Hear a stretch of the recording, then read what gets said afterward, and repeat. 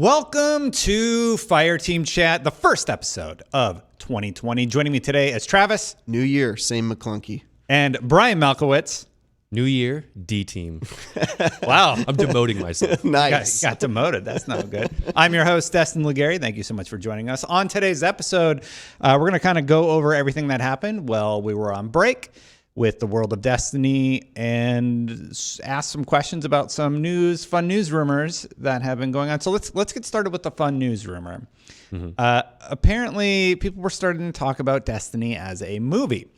So Bungie's Robbie Stevens told Hollywood Reporter, anything is possible. One of the advantages of Bungie fully owning the Destiny IP is that we have freedom to create and make those choices whenever we think the time is right. That's all I can say about it. And I wanted to pose the question, what would a Destiny movie look like? I don't think the in-game storytelling of Destiny has been that great. It seems like everything's sort of splintered. Maybe with the new storytelling threads that they've left open and they're beginning to close up, it might be a little bit better. But it's very hard for me to imagine what the movie would be like.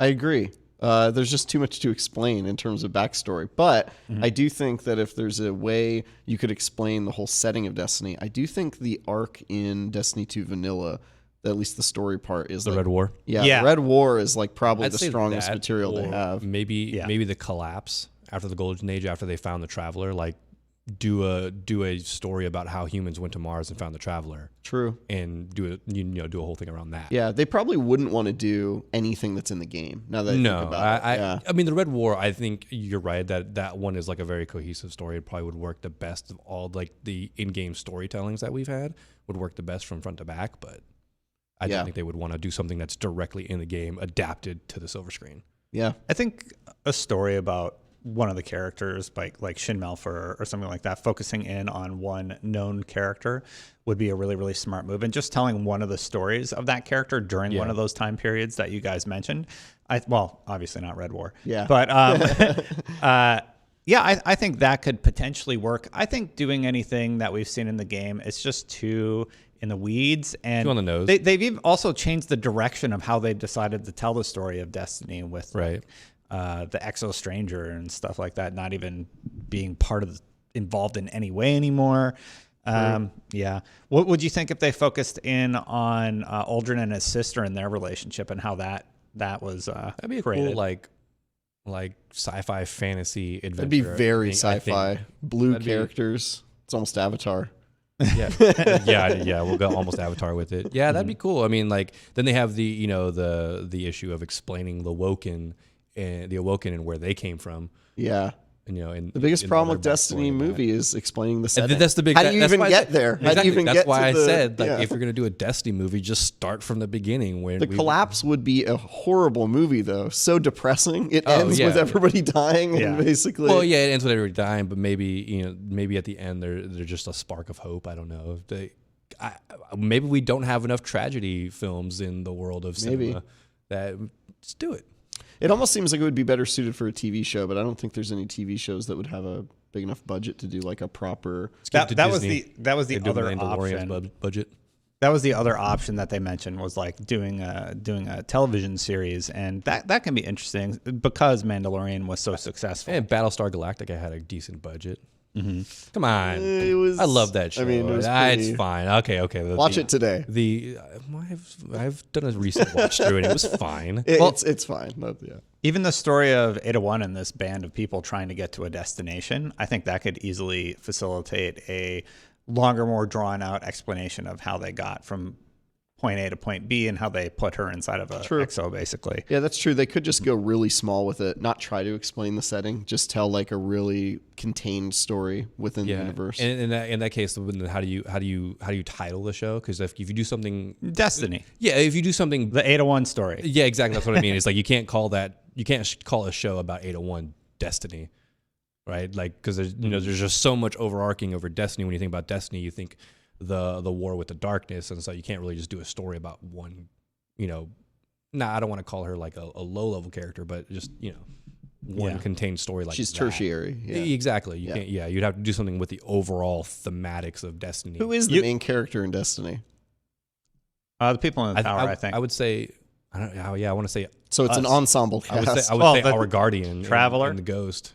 You know. Yeah. Yeah, that's a really tough question. Who are the main characters? The people in the tower I Yeah. see as like the core, like good forces, but for the evil, it's so, I don't know.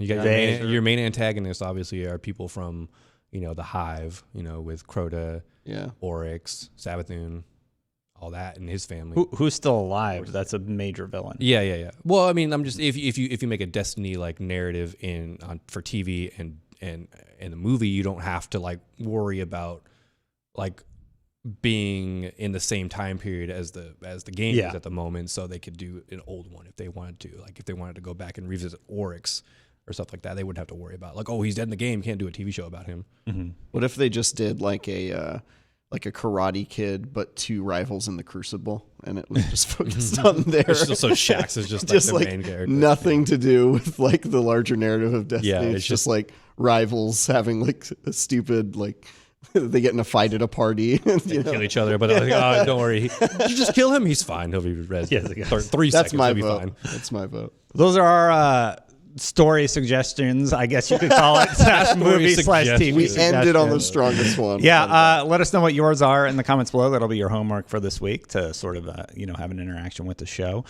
Next up, let's talk about everything that has happened since last episode. On the last episode, we rescued Saint 14, but he had to stay in the Infinite Forest. And during our break, he came back. He's in the tower now, and he brought with him a large Trials banner that is just laying on the ground below his ship. Yeah. And a few other things have happened. What else happened? With the bugs that people are getting with the Trials card popping up. Yeah, Things like that. There was the I've Trials heard about card that was popping up. I don't know if that was. I'm sure it was real. I think it's coming back. It will in some capacity at some point. Next season?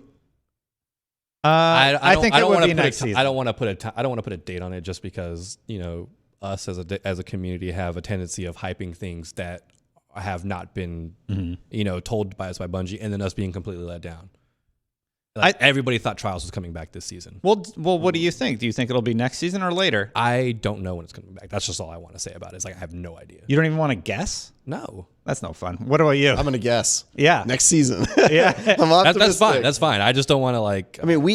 I personally thought it was going to come back this season because it seemed like the timing was right and the Mercury Association, Osiris, yada yada. Now that that has passed and we're seeing even more indications that this thing seems to be coming.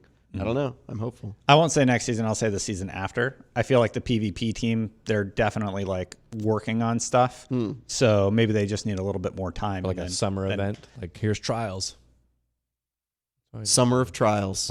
Ooh, I like that. Well, I guess the follow-up question would be, do you think they're going to have a major fall expansion? Because when do these 4 expansions that everybody's paid for run out? The 4th one ends in summer because we've already had 1. Yep. And then we're on 2. We're on 2. Yep. 3 is March. Then 4 would be summer. No. Well, it's going to be like, so when did Season of Dawn start? December? Started December.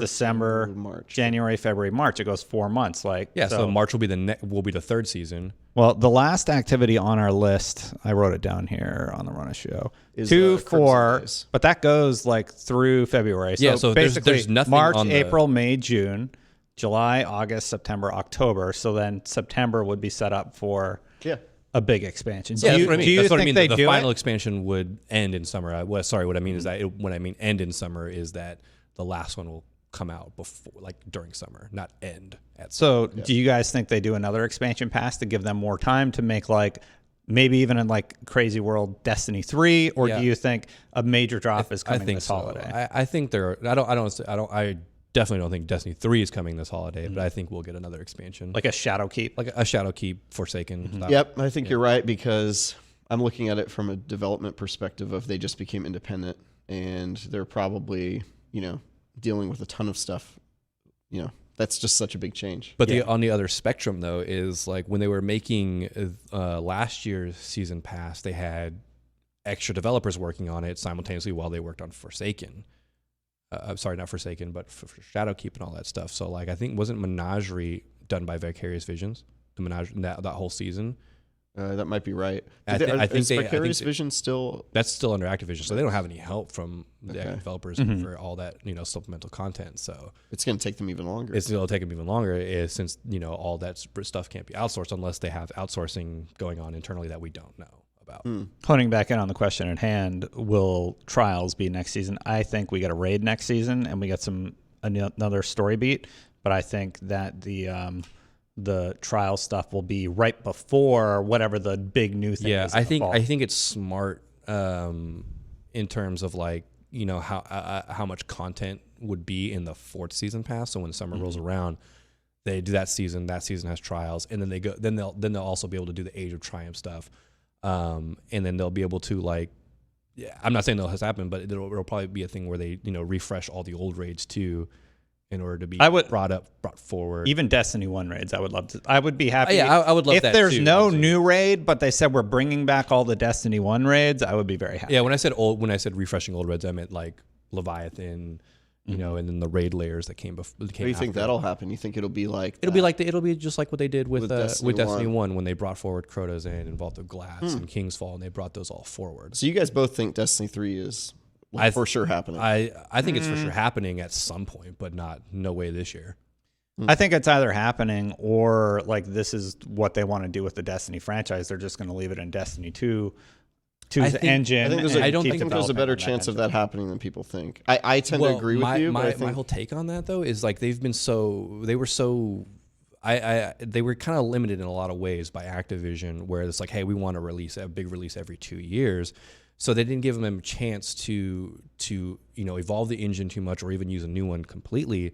Then they had 2 big releases, Destiny 1 and 2, that just tanked. I don't want to say tanked because there's a lot of people still playing it, but met with a lot of negative feedback.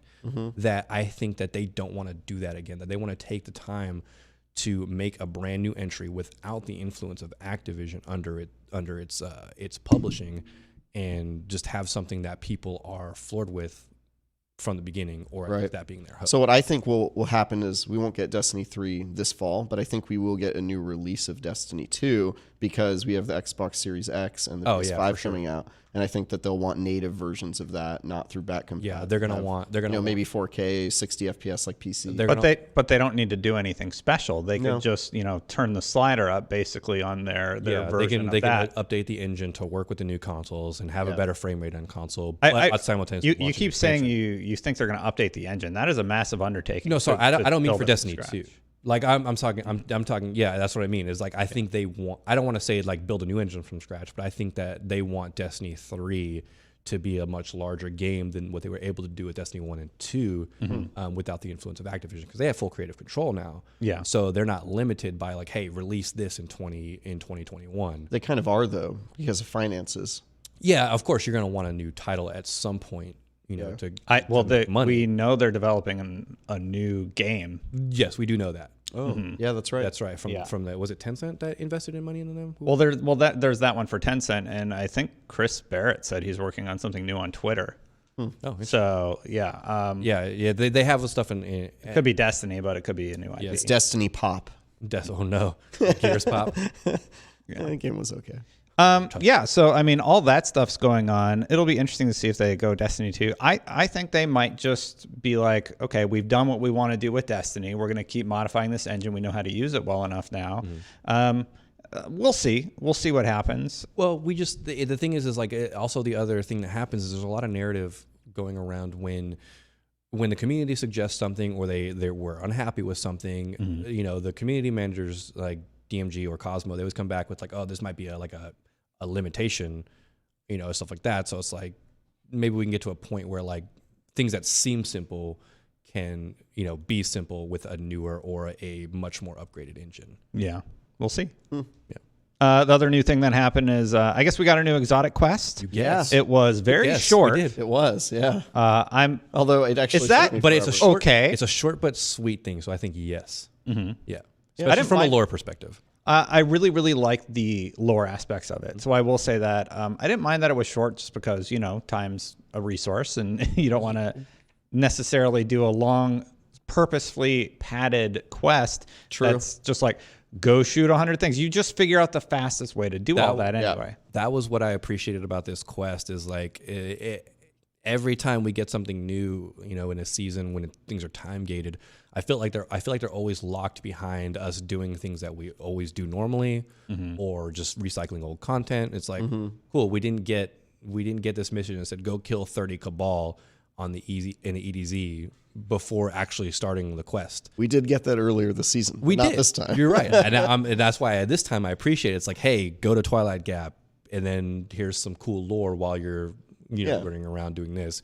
And really, like, that quest, running around and pressing X on these little dead robots was really just for them to make it not seem boring of you just sitting there listening to them talk, even though it wasn't boring. It took me so long to find the ones in the snow. Dude, it took same. I'm embarrassed to say it took me maybe 40 minutes to get through the quest. I don't know if it took me that long. I was watching a show. I wasn't really. Yeah. I'm really bummed because I captured them all, but I've been doing a lot of spring cleaning. I must have cleaned when I was cleaning out all my files, like digital cleaning. I think I deleted all the capture I brought for the show. So I was like, oh no. Yeah. But yeah, so that quest it is what it is. Did you guys stay for all the dialogue? I did. Yeah. I even stayed through the 200 second countdown just in case there was some extra like dialogue at like the 10-second. Was there? That's what I thought. No, there wasn't. Why are you here? Yeah, after they actually stop, then there's nothing for the rest of the 200 seconds. Yeah, it would have been great if he was like, you can like go back to the tower or something. Why are you still? We're not going to say anything else. But see, that would have been worth it. Though. Yeah, that would have been worth it. That extra dialogue that you were hoping. I thought there might have been one line at the very end. So you didn't get to try out the gun. I didn't get to try out the gun yet, but I saw I did. I hopped into PvP, did a run with it. You can actually feather it if you want to use it more like a traditional sidearm, like just sort of tap on your button or your mouse if you're playing on a mouse, or you can hold it up, charge it, and then it does like basically a death beam. It does seem pretty powerful. It doesn't seem like it's controlling the meta or anything. You still get beat out charge wise with a Lord of Wolves, for example. Yeah. So it's good. It's an interesting sidearm that I actually like more than I expected to. Not going to change the meta or anything though. No, Brian. I think it's fine. In a lot of aspects, it just feels like 1K light. I know that's some people have been saying a lot of that it's kind of it doesn't it functions the same way like that laser fusion rifle effect that 1K has, but with no primary ammo though. It takes primary ammo. Yeah, it takes all 15 of your rounds right after you charge it. Interesting. Yeah, I think it's fun. I mean, I've used it a lot in PvP. It's PvE. How is it in PvE? It's fun. It obviously like it's one of those exotics where it's like it kind of just it's fun, but like you have builds and other guns that have more optimal DPS. But then I've watched some other videos of people taking it into PvP and using cool builds with like Wings of Sacred Dawn and like just hovering in the air and melting people with it. Yeah. I have to wonder how realistic that is, because like you hop into a casual game and you're nuking people that are probably at a lower skill level than you. You're not like going to hop in a comp and do that, right? I don't think you're going to hop into comp with Devil's Ruin and Wings of Sacred Dawn and hope to come out as the victor. But yeah. And then Brian, you had some notes about some of the gear changes. Gear changes. What gear changes did I talk about? The notes that you put for the run of shit. Where did I put the notes? They're literally at the bottom. They're your Worm God's Caress. Oh yeah, well that's just because when they disabled Worm God's Caress. Is the hammer throwing? Because of Glad. Because like you get the buff and then you can just swap out the gear and put it right back on and then you have it on there. Yeah. And they disabled it, but for some reason they didn't disable it with the Warlock Winter's Guile arm, which melee kills increase your damage. And then you can just, when you get that buff, you can swap it back on, and then that buff just stays there with no countdown timer. And then you can pair it. Now, somebody, I think it was yesterday or today, but somebody, I forget who it was, sorry, is that you can stack 1-2 punch with, so if you have one in your primary and one in your secondary slot, you can shotgun, switch the other one, shotgun, and now you have ×2. Oh. And then you just pair that with melees, and it's just, that's ridiculous damage. I don't know if that was intentional on Bungie's part, but it does say 1-2 punch ×2 on it. Oh, so it's like it's a stacked buff that has actual text ×2 on it. So interesting. I don't know if Bungie is going to get rid of that or not, but there's the downside that you have 2 shotguns. Did they disable Telesto? Because all Disable- of these builds seem to be focused around shooting the orbs. with there is more. Telesto. There is more Telesto bugs and things like that. And like again, I've said it before, but I love the narrative that this gun keeps eluding Bungie, Yeah, it's great. and they cannot figure it out. And it's so good, and I love that. And I hope that gun never goes away because of it. They should create a lore story about why the gun gets disabled and taken away. I think Isn't there it's some joke somewhere in? Like you go into the Infinite Forest and you have to use Telesto, and then it breaks at the end of the quest, but it breaks for all players. and for all of it, but it's just like an infinite time loop of just it breaking. So every time they fix it, something else breaks on it, and they're just like, God damn it. Yeah. Beyond that, we got Legendary Sundial. I've totally forgot that happened. It was harder. Yeah, it was. I died a few times. It was definitely. You know what? I died a few times in regular Sundial too. Really? Yeah, no, it's just fine. Yeah. Like it didn't really add anything to experience except for adding. Oh no, there was champions on the regular one. So. Yeah. Well, the boss, his lightning powers were pretty Stronger. nasty. Yeah. Mm-hmm. I think it's also because I think his thing is increased arc damage and also increased aerial damage too. So if you're in the air and those lightning things are hitting you, It's over. yeah. I mean, otherwise, the real thing that added was you get a pinnacle drop for your first picked weapon per week per character. Yeah. So it seems like we're gonna get 2 more legendary bosses for the other 2, and then on February 4th we're getting the Oblivion's Triune, who I assume is just gonna have all 3 of the powers. It'll be He's just launching. He's gonna be an different. Infinity Gauntlet Scion. That's gonna be the whole. That's what I assume, right? I imagine so. Yeah, they haven't said what he is, or I think you might be right. He's just gonna imbue all their powers together and then just be a little bit harder than the bosses we faced in the Sundial. Cool.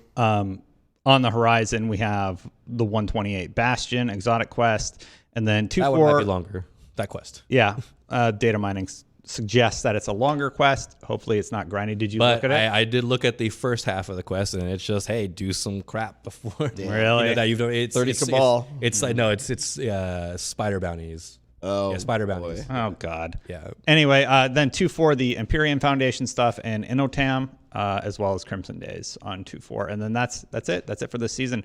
So overall, knowing what's Yeah, unless there's like a secret something that they might throw in there at the end. well, we thought there was going to be a secret something at the end last time, and it didn't you're right, happen. you're right, So you're right. I wouldn't set any. I'm not Yeah. thinking that's It was gonna happen, Final but Assault, Destin, and it was glorious. Yeah. It was fine if they it was brought back something. Imago Loop, but they didn't. I will say this: I've been playing Destiny less than ever before. I signed on. I did the Devil's Rune quest, and I'm keeping up with sort of the lore, but that only takes like 2 hours. I don't really feel like there's anything that I personally want to chase. There are things that a lot of players are chasing, like titles or whatever. I don't care. Yeah, I'm not I've been playing a lot, especially over the break, but I mean, like, I'm getting to that point where I'm tapering off because I have all the triumphs necessary that you can get right now for the title of this season. And so everything else is time gated, so I can't get those triumphs at all right now. So I'm just finding less and less of an incentive to continue on, except for finishing the season pass ranks. I'm at 2. I'm almost there. So. I'm rank 19. Really? Oh, wow. Yeah. Wow. Well, I went on my honeymoon. Yeah. Oh, you're So- right. Yeah. It's like, but on my honeymoon, I signed on and I just got the exotic from Zur, so I have all the exotics from the season, right? So I'm still at. You have all exotics except for the quest one. Plus you have all the rest of January and all of February. Like the. He's not going to catch But up. why? Yeah. Like, what do I care about? the Like, thing, you okay, don't have I'm to gonna care about any of I'm gonna go those. get the Yeah. 2 guns from the EDZ that I didn't get yet. I don't really care about the role. And then next season, it's gonna be the same thing. Yeah. And I think that's a problem with this model. Because every season they're just going to sign on, hey, you have a new armor set you can get, and hey, you have a new set of weapons you can get. And to me, I'm just like, so that's just the quests. That's your structure ad nauseum. Yeah, I'm I not just don't- excited by that. Exactly. I'm not excited. Like the season pass thing is extra to me. Like that's just like actually I don't really count that like as like when I'm thinking about the season itself. My hope is that Destiny 2 isn't leaning into this like, hey, every season there's this new 6-made player match-made activity that just feels more or less the same as the one we just got in the season previous. Like Sundial feels a lot like Vex offensive in many ways. And Menagerie. And the Menagerie. I know the Menagerie was a little bit of a breakout because, one, it was the first 6-player made match-made activity that did things well. But for some reason, Sundial feels like more of a reason why we should never have raid matchmaking than the Menagerie, but that's a different story. The last episode we said we were wrong about this season. This episode I said we were wrong about being wrong about this. No, it's not that. I still wrong. think overall the season is fine, and I don't fine. I don't take back what we said in that episode. It's fine for me. It's bringing up concerns about this model. Yeah, exactly. Yeah. That's what I have. Is I just don't want every season post a big expansion to be, hey, here's this new 6-player match-made activity. Where next you just season things until the next one. Next season, new 6-player match-made activity, new set of weapons to get through some, grindy thing. I really hope it's not that. It's just I don't because after playing a lot of Sundial, I'm just like, I don't want to play with 5 other random people who just want to do their own thing, and it's like, why are you doing this? Why are you doing that? Like, I just want to get through this activity. Yeah, I have to play a lot more of it because I still have to upgrade the last obelisk. Yeah. I have all the obelisks upgraded. I have all the obelisks upgraded. Jeez, you play a lot. And I have and I'm stacking Fractaline for there's a Triumph. I forget how much you need to donate. I think it's 5,000. Oh wow. For it all. So I guess I'm almost there. I just hit that point where I'm just like, why am I chasing this stuff? Yeah. Right. It was sort of fun to do the power chase because you needed to be prepped for whatever the next activity is. Yep. I did hit 960, the base or whatever, right? Mm-hmm. So that chase is in there. I don't really need to prep for anything. 70. I don't need these weapons. The meta is going to change. I'm more than prepared for anything that could be encountered this season and potentially the beginning of next season. So I'm really struggling with why should I sign on? But beyond the 2 things or so that they have, Empyrean Foundation and Innotam, which I will, and Bastion. So those are the 3 reasons. So on 128, I'll sign on. I'll do the Bastion quest. It'll probably assuming take it's a night. Not time gated. Unless it's time gated. And then I'll check out Empyrean Foundation and I'll kill Innotam.